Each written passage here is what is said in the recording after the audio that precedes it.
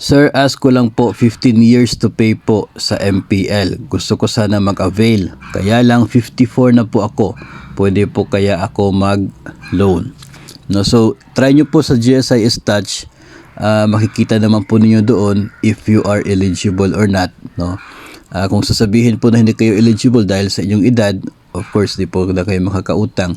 Pero ang duda ko po dito ay pwede po kayo maka-loan. No, kahit po yung 15 years na yon, no, kasi kung 54 ka ngayon plus 15 you are 69, no, so we are expecting na talagang hindi mo siya ma-fully paid yung loan during your service as government personnel, as GSIS member.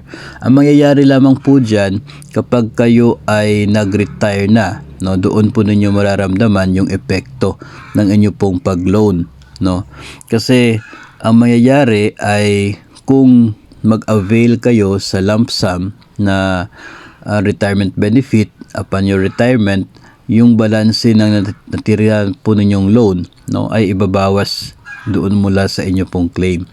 Pero kung kayo naman po ay ang i-avail ay ito pong pension agad, na mas maliit kasi yung makukuha ninyo, 18 times lang ng monthly pension, tapos the following month magsisimula na pong pension ninyo.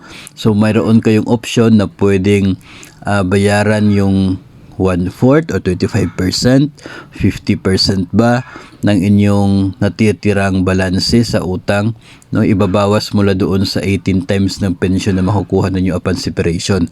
Pwede po na kahit 1/4 lang, 25% lang ng balanse, bayaran ninyo sa inyo pong cash benefit. Tapos, yun pong natirang 75% ng inyong utang ay pwede po ninyong bayaran through your monthly pension. No, so mayroon pong programa ang GSIS nito, yung CLASP, na kung saan up to 3 years, no, pwede po na bayaran yung natirang balanse sa inyo pong utang. So depende na po sa inyo kung paano po ninyo bayaran yun, no. As I said, pwede 25% or 50% ng inyong loan ang ibabawas from your claim, tapos yung balanse ay doon po sa 3 years na term under the CLASP.